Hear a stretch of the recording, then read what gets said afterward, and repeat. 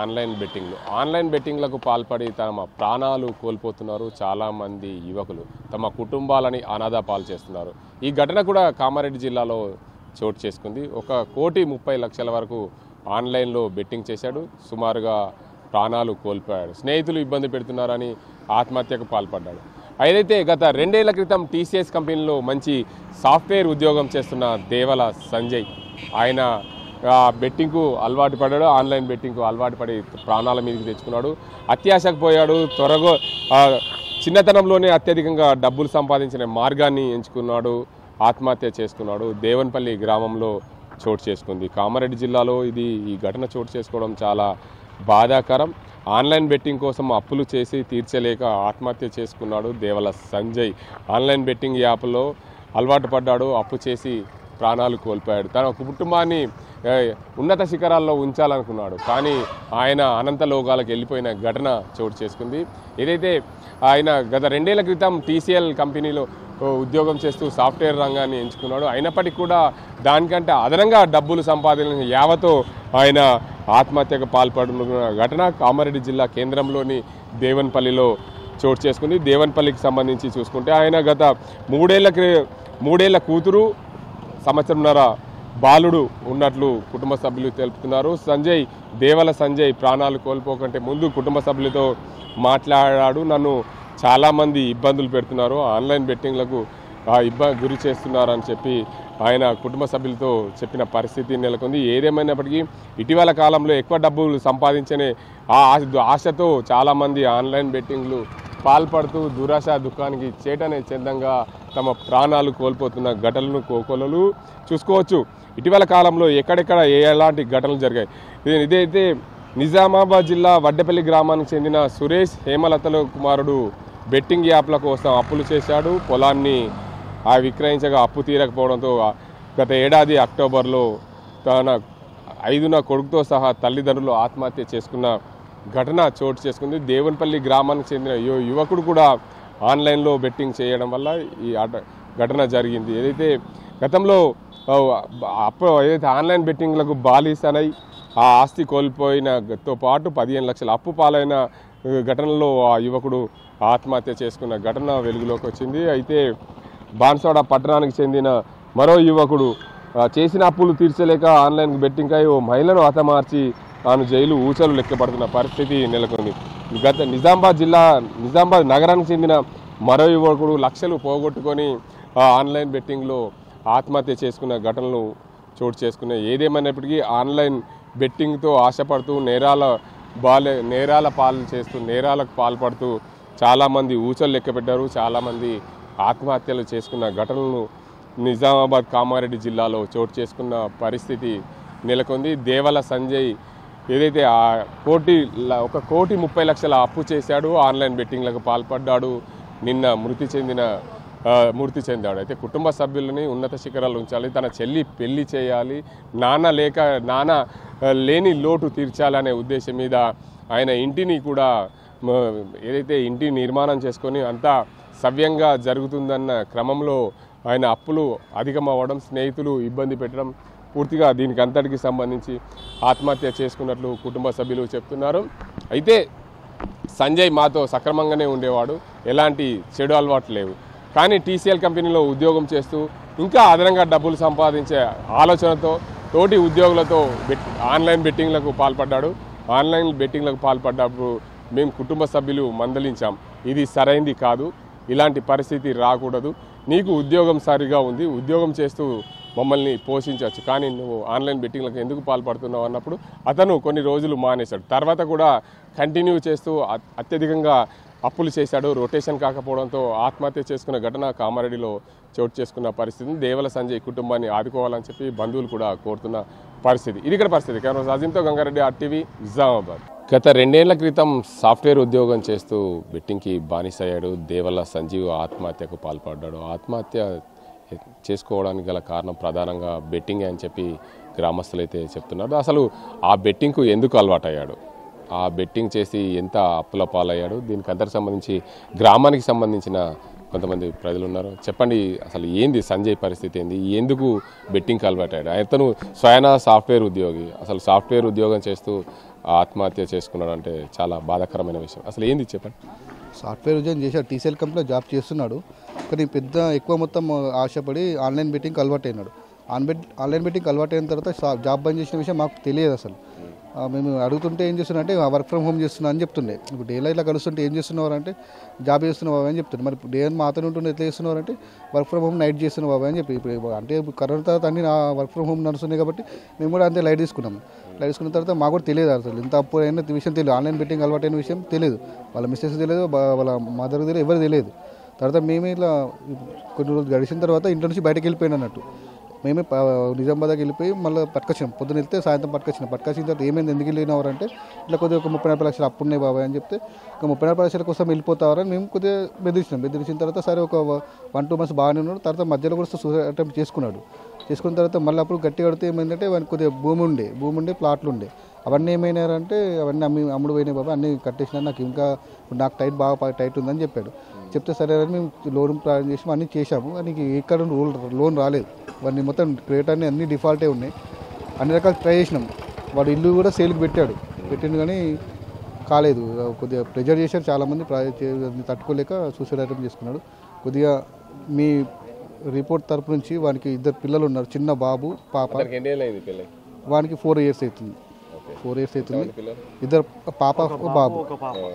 వాళ్ళకు కొద్దిగా మీ తరపు నుంచి ఏమన్నా గవర్నమెంట్ తరపు నుంచి వాళ్ళ సిస్టర్ ఉన్నది, సిస్టర్ ఇంకా మ్యారేజ్ కాలేదు, వాళ్ళ ఫాదర్ లేడు, వాళ్ళకి ఇల్లు సోర్స్ తప్ప వేరే ఏం భూమి లేదు, గంట ఏం లేదు. వాళ్ళకి ఏమున్నా కొద్దిగా హెల్ప్ చేయాలని అందరి తరపు నుంచి రిక్వెస్ట్ చేస్తారు. సాధారణంగా ఒక వ్యక్తి మీతో స్నేహంగా ఉంటున్నప్పుడు అతను అంటే ఏదైనా బానిస, ఏదైనా ఇతర వస్తువులకు కానీ దేనికైనా బానిస అయినప్పుడు మీకు తెలుస్తుంది. ఒక స్నేహితులకే చెప్తారు ఏదైనా బాగా కష్టం వచ్చినా, నష్టం వచ్చినా, బాధ అయినా, ఇబ్బంది అయినా. అలాంటి పరిస్థితులు మీకు ఎప్పుడు కూడా చెప్పలేదా? ఎప్పుడు చెప్పలేడు. వాడికి ఎలాంటి అలవాటు లేదు. వాడికి డ్రింకింగ్ అలవాటు లేదు, అలవాటు లేదు. ఆయనకి అలవాటు ఉన్నది ఆన్లైన్ బెట్టింగ్. మామూలుగా ఇంట్లో ఆడింది మనకు తెలియదు కదా. వాడు హైదరాబాద్ వెళ్తుండే, మనం అంత అబ్జర్వ్ చేయకపోతుండే. ఇంకా హైదరాబాద్కి వెళ్ళినా కూడా అక్కడ ఆడుతుండే, ఆన్లైన్ బెట్టింగ్ ఆడుతుండే. ఆ నైట్ టైంలో బెట్టింగ్ ఆడుతుండే, తెలియకపోతుండే. మాతో ఉన్నప్పుడు బాగానే ఉంటుండే, ఫ్రీగా ఉంటుండే. ఫోన్ ముట్టకపోతే ఏం పట్టుకుపోతుండే. మేము కూడా లైట్ తీసుకున్నామంట. దీంతో ఈడు అసలు తప్పు చేయడు. అంటే ఉన్న దగ్గర వాడు కొద్దిగా హుందాగా ఉంటుండే, అన్ని రకాలుగా ఉంటుండే కాబట్టి మేము అంత అనుమానం రాలేదన్నట్టు. ఆన్లైన్ బెట్టింగ్ ఆడతాడు వీడు, ఇట్లా ఈ విధంగా ఖరాబ్ అవుతాడో మేము అసలు ఎక్స్పెక్ట్ చేయలేమన్నట్టు. ఎందుకంటే వాళ్ళ ఫాదర్ చనిపోయినాక వాడు యొక్క ఇల్లును ఒక రేంజ్కి తీసుకురాలేడు కాదు. వానికి అంతపూర్తి నాలెడ్జ్ ఉంది, 10 మంది చెప్పేటోడే. కానీ వాడు అట్లా మనతో అనిపించుకుంటాడు కాదు. కానీ వాడు దానికి బానిస అయ్యి ఈ స్టేజ్కి అయిపోయింది అన్నమాట. వాళ్ళ బాబాయ్ ఉన్నాడు, సంజయ్ వాళ్ళ బాబాయ్ ఉన్నాడు. చెప్పండి, సంజయ్ అసలు ఇంత బెట్టింగ్కు పాల్పడేదాకా అంటే ఎప్పుడు కూడా మీతో ఇబ్బందులు ఉన్నాయని చెప్పి ఎప్పుడు కూడా చెప్పలేదా? అసలు చెప్పలేదు. ఇబ్బందులు ఉన్నాయని ఇప్పటికీ వరకు చెప్పలేదు. అయితే ఒకటి మనకు ఒకసారి బయటకు వెళ్ళిపోయినప్పుడే అప్పుడు జరంతా బయటకని జర పడ్డాయి. బయటకు పడ్డప్పుడు సరే ఓకే, మనకు ఎంత టార్గెట్ ఉందో టార్గెట్ మీద మనం స్టెప్ వేద్దామని చెప్పిన వానికి కూర్చొని పెట్టుకొని చెప్పిన. ఆల్రెడీ కూర్చొని పెట్టుకొని చెప్పినా సరే బాబాయ్ అని చెప్తాను చెప్పలేదు. ఇప్పుడు కూడా లెక్క రౌండ్ ఫిగర్ అనేది చెప్పలేడు. ఇక ఇప్పుడు పోతూ ఉంటే దినం గడుస్తూ ఉంటే మనకు తెలుస్తూ ఉంటే ఒకటి పైన అని ఇదే వాతావరణం తెలుస్తుంది. అంటే ఇప్పుడు వానికి ఉండడానికి ఒకటి ఇప్పుడు ఇల్లు అమ్ముతూనే ఇన్ని బాకీలు తీరుతాయి. మళ్ళీ ఇప్పుడు అమ్మాయి ఉంది లగ్గానికి, అలా చెల్లె. ఇప్పుడు 2 చిన్న పిల్లలు, మా కోడలు ఉంది. ఇప్పుడు వాళ్ళకు చూసుకునే దానికి కూడా ఎవరు లేరు. మా వదిన కూడా జర వయసు మీద పడిపోయింది, ఆమె కూడా ఏం చేయదు. ఇప్పుడు మాకు ఏమైందంటే ఇప్పుడు ఆ పిల్లలకు 5 పిల్లలకు మా బిడ్డకు ఆ పెళ్ళి చేసేది మేము అందరం చేసుకొని ఇంత గవర్నమెంట్ కూడా మాకు సహకరించాలని మేము ఖచ్చితంగా కోరుతున్నాం. ఇది ఒకటి ఇక్కడనే కాదు, ఇప్పుడు ఈట మాట్లాడుతా కాదు, నేను ఎక్కడ పోయినా పోయి మాట్లాడతాను. నేను ఎమ్మెల్యే దగ్గరికైనా పోతాను, నేను ఎవరి దగ్గరైనా సరే వెళ్తా. చెప్పండి, మీరు మీ అన్న కొడుకు ఇలా బెట్టింగ్కు పాల్పడుతున్నాడు, ఎప్పుడైనా మీకు అంటే తప్పుదోవ పడుతున్నాడు ఎప్పుడైనా మీకు తెలిసిందా? తప్పుతో పడతారని ఇప్పటి వరకు తెలియలే. ఇప్పటికి కూడా వాడు అంత తప్పు చేసినా డేర్గానే ఉన్నాడు, మంచిగా మాట్లాడాడు. ఆ రోజు చచ్చిపోతాన నైట్ కూడా నేను ఇతనే ఫోన్ మాట్లాడుకుంటా వాకింగ్ చేసుకుంటూ ఉంటే అరే ఇంకా ఎవరికి మాట్లాడతారా చక్క వచ్చి తిని అనుకోరా అన్న అట్లా కూడా చెప్పిన. అంటే అస్త బాబాయ్ నువ్వు అయితే పో అని అన్నాడు. అదే మనకు లాస్ట్ చివరి మాట మనకు వాడు చేసింది. ఎప్పుడైనా మీ చుట్టుపక్కల బంధువులకు కానీ ఎవరికైనా కానీ ఇట్లా నాకు ఇబ్బందులు ఉన్నాయని కానీ మీతో కానీ ఎప్పుడైనా అన్న మాటలు ఉన్నాయి? ఎటువంటి చుట్టాల దగ్గరికి పోయినా ఎటువంటి వాళ్ళ దగ్గర అయినా సరే వాళ్ళ దగ్గర మంచి మార్కులే ఉన్నాయి కానీ మాత్రం చెడు మార్క్ అన్నది లేదు. మళ్ళా తాగుడు తిండి షోకు ఒకటి లేదు. చాలా మంచి వ్యక్తి, మళ్ళీ అందరితో మంచిగా ఫ్రెండ్లీగా ఉంటుండే, మంచిగా చాలా మంచిగా మాట్లాడుతుండే, ఎటువంటి ఆలోచన అనేది దగ్గర లేదు. మంచిగా ఫ్రీగా ఉంటుండే, అంత చిన్న పిల్లలతో కూడా ఆడుకుంటుండే, పెద్దలతో కూడా మంచిగా ఉంటుండే. కానీ మాత్రం వాడు ఇది అందరికీ మంచి చెప్పి అట్లా చేసుకుంటారు ఇట్లా చేసుకుంటారు వేరే వాళ్ళకు చెప్పినాడు వాడే చేసుకున్నాడంటే మాకు కూడా మైండ్లోకి వెళ్ళిపోతలేదు అన్నాడు. అందరికీ మంచిగా ఉండాలా అని చెప్పేవాడు. మంచి అందరికీ అదే. ఎప్పుడైనా గితనే అప్పులు అయినవి చనిపోయిన వాళ్ళు ఉన్నారు. మరి డీసెంట్గా ఒక్క పిల్లగాడు ఇక్కడ గలీలో చనిపోయిండు, చనిపోతారే గత చేసుకున్నాడు ఇట్లా ఉండాలి ఏది అమ్మ అని అట్లా కూడా చెప్పిండు. అట్లా అటువంటి చెప్పినవాడు వాడు ఈరోజు ఆ స్థాయికి ఆడే ఇది అయిపోయిండు. మాకు చాలా బాధాకరంగా ఉంది. ఇంట్లో ఇప్పుడు అసలుకే ఏమైనా మాట్లాడాలన్నా కూడా మాకు నోరు రావట్లేదు. అసలుకే ఇప్పుడు ఇంట్లో పరిస్థితి చూస్తే వాస్తవంగా అంటే బియ్యం కూడా లేవు. ఇప్పుడే గ్యాస్ నేను సంత పైసలు పెట్టి నేను తీసుకున్నా. ఏ రేషన్ లేవు, ఏ బియ్యం లేవు, ఏది లేదు, గ్యాస్ లేదు. ఇప్పుడే మేము తీసుకున్నాం. ఇప్పుడు ఎవరికైనా సంసారం ఉంది అండి. ఇప్పుడు మా ఫ్యామిలీ మాకు ఉంది, వాళ్ళ ఫ్యామిలీ వాళ్ళకు ఉంది. వాళ్ళ ఫ్యామిలీ మా ఫ్యామిలీ చూసుకోవాలంటే ఇబ్బంది ఉంటుంది. మా రిక్వెస్ట్ ఏంటంటే గవర్నమెంట్ నుంచి తీసుకెళ్ళి గవర్నమెంట్ నుంచి ఏమన్నా సహకారం చేస్తే బాగుంటుంది. ఈ అప్పుల వాళ్ళు ఏమైనా ఇబ్బందులు పెడుతున్నారు? అప్పుల వాళ్ళు కూడా కొద్దిగా అప్పుల వాళ్ళు కూడా కొంతమంది వచ్చిర్రు. వాళ్ళు కూడా ఇబ్బందులు పెడుతుర్రు. ఇబ్బందులు పెట్టినా కూడా నేను కూడా పోయినా మాట్లాడినా. వాళ్ళు ఇడికి వచ్చిర్రు. వాళ్ళకు సర్దిద్ది చెప్పేసినాం.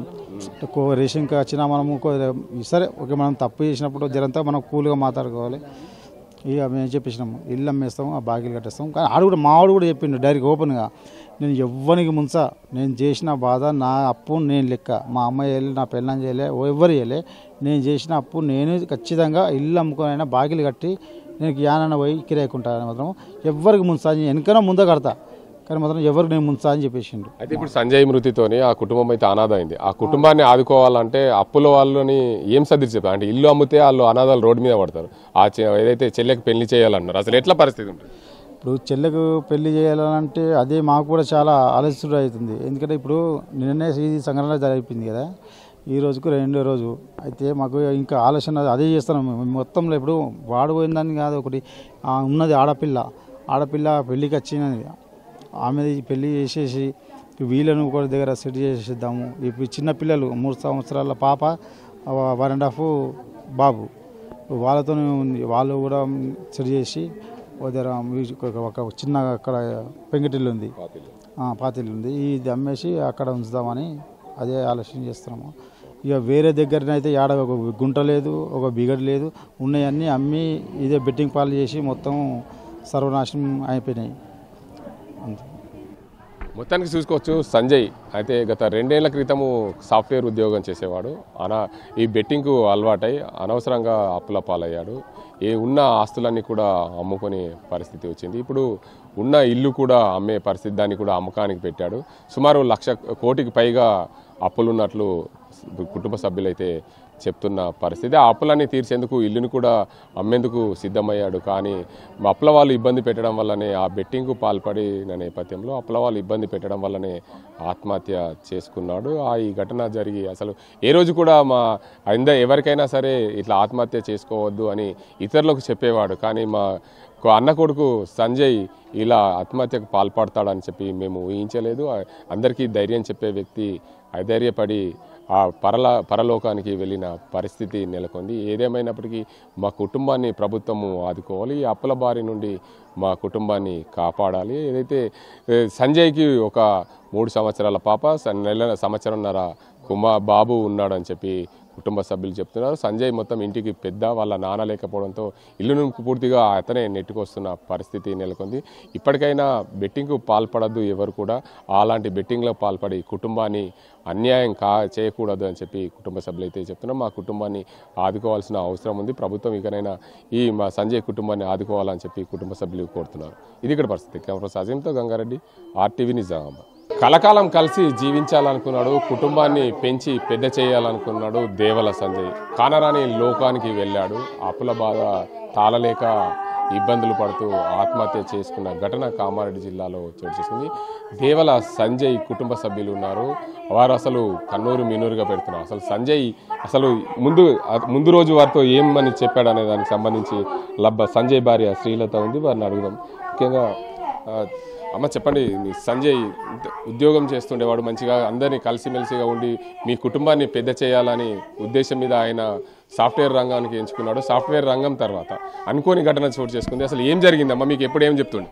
వాళ్ళ ఫ్రెండ్స్ వల్ల అలవాటు అయిందని చెప్పిండు. ఒక అబ్బాయి పేరు కూడా చెప్పిండు. ఆయన వాళ్ళని అడిక్ట్ అయినా, ఎంత అడిక్ట్ అయినా మానేద్దామని మానేయలేకపోయిండు. మొత్తం మానేసాక చేయి జారిపోయింది. అప్పులు బాగా రొటేషన్ కాలేదు, ప్రెషర్ అవుతుంది, లోన్ యాప్స్ ఇవన్నీ అని చెప్పేసి అన్నాడు. ల్యాక్స్ ఉన్నప్పుడు కూడా భయపడలేడు, కానీ చిన్న అమౌంట్ కోసం బాగా ప్రెషర్ అవుతుందని అడిగిండు కూడా.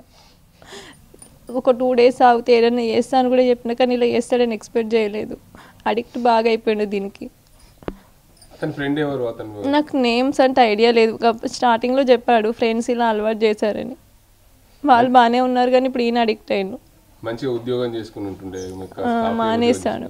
TCSలో చేశాడు ఇంతకుముందు. మీకు ఎంతమంది అమ్మ? పాప? 2 పాప బాబు.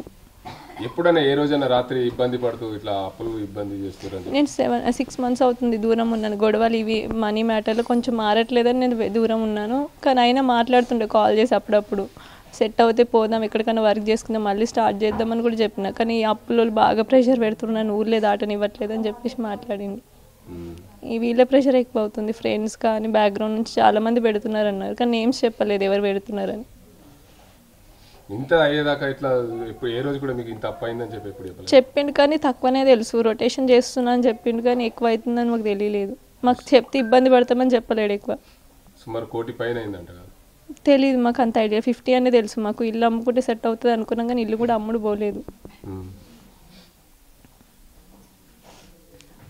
1 day బిఫోర్ కూడా కాల్ చేసిండు, చేసి వెళ్దాం వర్క్ చేసుకుందాం, ఇల్లులో పేపర్స్ రాగానే ఇల్లు అమ్మేద్దాం అన్నట్టు కూడా చెప్పిండు. కానీ కొంచెం మనీ ప్రెషర్ పెడుతున్నారు అన్నాడు. ఒక 2 daysలో సెట్ చేద్దాం ఏదన్నా ఒకటి అన్నాను, కానీ ఇట్లా చేసుకున్నాడు నేను ఎక్స్పెక్ట్ చేయలేదు. వారి తల్లి ఉన్నది, వారి చెల్లి కూడా ఉంది. అంటే వారిని అడుగుదా ప్రయత్నం అయితే చేద్దాం, ఆ కుటుంబ సభ్యులను మాట్లాడించే ప్రయత్నం చేద్దాం. అసలు ఏం జరిగింది, అంతకుముందు తల్లితో ఎప్పుడన్నా మాట్లాడినప్పుడు ఏం చెప్పాడు అనే దానికి సంబంధించి అడుగుదాం. మా చెప్పండి, సంజయ్ చనిపోకుండా మీతో ఎప్పుడన్నా ఇబ్బందులు ఉన్నాయని చెప్పాడా? బాగా బాధలు ఉన్నాయని చెప్పాడు, కానీ వాళ్ళ పేర్లు చెప్పలేడు నాకు. వాళ్ళ పేర్లు చెప్పలే. ఫోన్ పట్టుకొని ఉంటే మనం జాబ్ చేస్తుండ అనుకున్నా, కానీ నాకు గీదాన్ని నాకు తెలియదు సార్. గన్ని బాకీలు అయినాయని చెప్పలేడు, కానీ ఇల్లు అమ్మితే సెట్ అవుతామన్నాడు. ఈ ఇల్లు అమ్ముడు వాళ్ళే మొత్తం మందికి చూపించినాం, కానీ అన్న బతుకురా 4 ఏళ్ళు అయితే నువ్వు బాకీలు తీరుతాయని మొత్తగా పడిన. 2 ఉన్నాం, అవ్వ కొడుకు 6 నెలలకోలే. గీళ్ళ దగ్గర ఉన్నాయని చెప్పలేడు, కానీ బాకీలు అయినాయని చెప్పిండు. బగ్గ టార్చర్ పెడుతుర్రు అని కూడా చెప్పిండు. చెప్పలేడు, పేర్లు చెప్పలేడు. ఈ 6 నెలల అంటే మీ కొడుకు కంప్యూటర్ సాఫ్ట్వేర్ ఉద్యోగం చేస్తుండే కదా, అప్పుడు ఎలా ఉండే? అసలు ఏమైంది? అప్పుడు మంచిగానే ఉండే. మా ఇల్లు కట్టినప్పుడు కూడా మేము సిలకే ఉన్నాము. ఎట్లా అలవాటు చేసుకున్నాడో, ఎట్లా బాకీలు చేసుకున్నాడో నాకు తెలియదు సార్. వాడు ఒకనాడు వాళ్ళకి పోయినాడే అని బాకీలు తెలుసు నాకు. వారి దాకా తెలియదు. అట్లయితే అట్లా మనకి ఇల్లు ఉన్నది అమ్ముకొని కట్టుకుందాము అన్న. బాగా టైట్ చేస్తారు అన్నాడు. నాకు ఎటు తిరుగుతలేదు, నేను బయట బదనామా అయినా నాకు ఎటు తిరుగుతలేదు. ఇక్కడికి వెళ్ళి అక్కడికి వెళ్ళి ఇక్కడ లొటేషన్ చేసుకున్నాడు, కానీ కాలేదు అంత. ఇక కాకి ఏం ఆలోచించుకున్నాడు, పొద్దుకి మంచిగానే తిన్నాడు. నేను గీనేవన్న మంచిగా తిన్నాడు, మంచిగానే ఉన్నాడు. ఎప్పటోళ్ళు పంటడని నేను అనుకున్నా. మా అబ్బు నన్ను ఈ టెన్షన్లు ఉన్నాయని కూడా పొద్దుగాల లేపకపోతుంటే తెలందాక నిద్ర తాగుడు అలవాట్లేదు, ఏం అలవాట్లేదు. ఇక అంతవరకే తెలుసు నాకు. ఆడింట్లోకి వెళ్ళి ఆ బాకీలు కూడా ఆడింట్లోకి వెళ్ళి పోయినాడు ఎరక నాకు. 6 నెలల నాడు ఇంట్లోకి వెళ్ళి పోయినాడు ఎరక నాకు బాకీలు ఉన్నాయని. అవరిదాకా నాకు తెలియని, నేను తెలిస్తే ఏమవుతానో నాకు తెలియని ఇవ్వలేడు. నేను చచ్చిన అయిపోవు, ఆడుంటే 10 మంది తిన్నాడు. నేనేం చెయ్యాలా నాకంకా, నేను ఎంతమందికి చదువుతానని చెప్పాలరా నాకంకా. నిన్ను వాళ్ళు టైట్ చేసిర్రా నాకంకా. వారి చెల్లి ఉంది, ఒకసారి ప్రయత్నం అయితే చేద్దాం ఆ చెల్లిని అడిగి. అమ్మ చెప్పండి, మీ అన్న ఎట్లా అంటే ఎప్పుడైనా ఇబ్బంది పడుతూ చెల్లెకి ఇట్లా ప్రాబ్లం ఉందని ఎప్పుడైనా మీకు చెప్పాడా? చెప్పిండు ఇది అప్పులతోనే కొంచెం ఇబ్బంది అవుతుందని చెప్పిండు ఈ మధ్య. ఎవరెవరు ఇబ్బంది పెడుతున్నారని? లేదు ఎవరని చెప్పలే కానీ క్రెడిట్ కార్డ్స్ అవి యూజ్ చేయడం వల్ల ఎట్లా చివరికి ఎప్పుడు మాట్లాడింది అండి మీతో? నైట్ కూడా మాట్లాడిండు. కుటుంబ సభ్యులు అయితే చెప్తున్నారు గత 6 నెలల నుండి అనేక ఇబ్బందులు పెడుతున్నారు, అప్పుల బాధ ఎక్కువైంది, రొటేషన్ చేయలేకనే ఆత్మహత్య చేసుకున్నా అని చెప్తున్నారు. మొత్తానికి కుటుంబ సభ్యులు అయితే కన్నీరు మున్నీరుగా విలిపిస్తున్న పరిస్థితి. ప్రభుత్వం మమ్మల్ని ఆదుకోవాలి, ఈ అప్పుల బాధతో బెట్టింగ్కు పాల్పడ్డా ఎవరైతే స్నేహితులు ఉన్నారో ఆ స్నేహితుల వల్లనే నేను అడిక్ట్ అయ్యానని చెప్పి అలా స్వయంగా వాళ్ళ భార్యకు చెప్పిన పరిస్థితి. ఏదేమైనప్పటికీ కుటుంబ సభ్యులకు తీరని లోటు కలిగించిపోయాడని చెప్పి చెప్తున్నారు. ఇది ఇక్కడ పరిస్థితి. కెమెరా సాజింతో గంగారెడ్డి, RTV న్యూస్.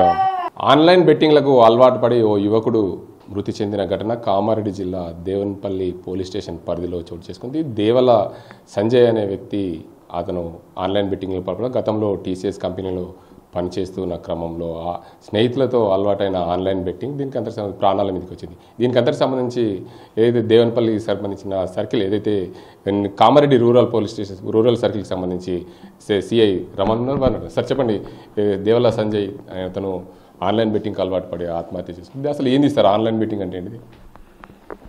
నిన్నటి రోజున దేవరి సంజీవ్, ఇప్పుడు మీరు చెప్పిన దేవరి సంజీవ్ వాళ్ళ భార్య దేవరి శ్రీలత పోలీస్ స్టేషన్కి వచ్చి ఒక ఫిర్యాదు ఇచ్చింది.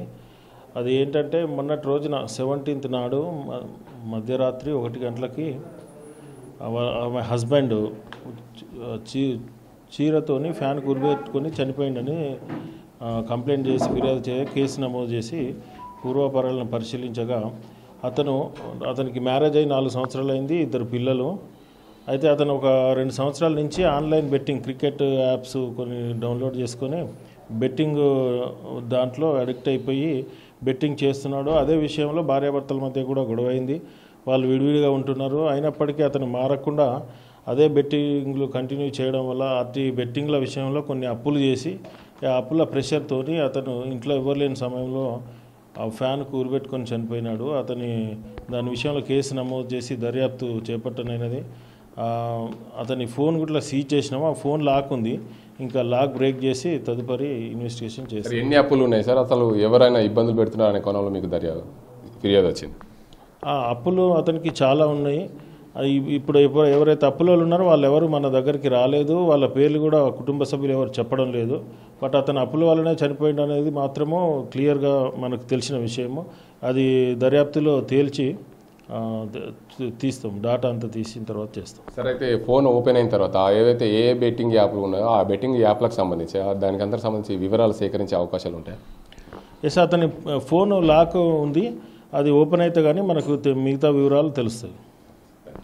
మొత్తానికి చూసుకోవచ్చు, అతను బెట్టింగ్ యాప్ల వల్లనే ఆత్మహత్యకు పాల్పడ్డారు. దీనికి అంతరికి సంబంధించి కామారెడ్డి జిల్లాలో చోటు చేసుకున్న దేవరి సంజయ్ ఆత్మహత్యకు పాల్పడడం, అప్పులు అధికంగా అవడం, అప్పుల బాధతోనే అతను కుటుంబానికి ఆయన భార్య 6 నెలల నుంచి దూరంగా ఉంటుంది. అప్పుల వారి ఇంట్లో గొడవలు ఆడడం వలన 6 నెలల క్రితం ఆ భార్య ఇంటి నుంచి వెళ్ళిపోయిన క్రమంలో ఎన్నిసార్లు చెప్పినా కానీ అతను మారకపోవడంతో అప్పుల బాధ అధికంగా కావడం, దానికి అంతరికి సంబంధించి సుమారు 1,30,00,000 వరకు అప్పులు అయినాయని చెప్పి అతని భార్య కూడా చెప్పింది. దీనికి అంతరికి సంబంధించి ఫోన్ లాక్ ఓపెన్ అయితే కానీ పూర్తిగా వివరాలు సేకరించి కేసు మరింత ముందుకు పోయే అవకాశాలు ఉన్నాయని చెప్పి CI రమణ్ చెప్తున్నారు.